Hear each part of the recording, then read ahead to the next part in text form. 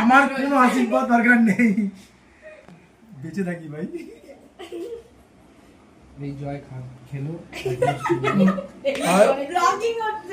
আজকে আমরা মানে আমার জন্মদিনে উপলক্ষে এই পুরো ট্রিটটা দিয়েছে রাহুল দা, অর্থাৎ খাবারগুলো হচ্ছে ভোজন রসিক। আমরা ডায়মন্ড হারবারে যদি যান, দ্য বেস্ট খাবার যেটা বলে ভোজন রসিক, সেখান থেকে এসেছে। এবং আমি একটা একটা করে নাম বলছি যেটা সবার সুবিধা হবে। এটা রাইস আছে, বাংলা বলি ভাত আছে, এটা আলু চিপস, আলু ভাজা, এটা হচ্ছে ডাল, এবং ডালটাকে না বিভিন্ন রকম, যেমন সবজি ডাল যেটাকে বলা হয়, ফুলকপি থেকে আরম্ভ করে গাজর থেকে আরম্ভ বিভিন্ন রকম।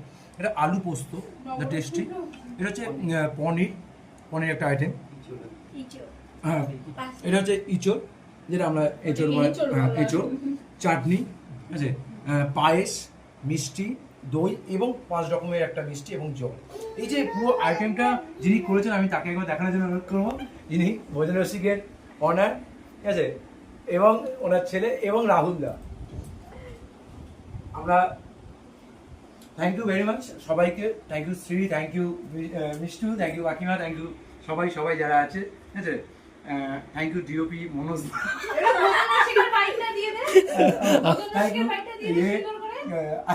ইশিকা, থ্যাংক ইউ শ্রমিক দা বড় কলকাতায়, থ্যাংক ইউ সবাই, দেবজিৎ সবাই, গোড়াদা থেকে আরম্ভ করে আরও যেসব আর্টিস্টরা চলে গেছেন, ডিরেক্টররা চলে গেছেন। থ্যাংক ইউ মিঠাইয়ের ডিরেক্টর যিনি এসেছিলেন, চলে গেছেন। Thank you very much. আমি শুধু একটা কথা বলবো, যদি ভালো খাবার খেতে চান এবার ভোজন রসিকে যান।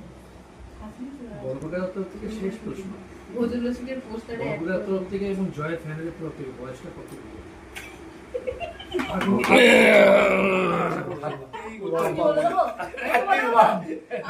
দর্শক জানতে চাইছে, এটা দর্শক জানতে চাইছে। দর্শকের দাবি 31 এই এরকম দাগ, এরকম থাক পারে নাকি? এবার মাঝে মাঝে কথা বলবো না। এটা দেখো ও রনি এসো প্লিজ।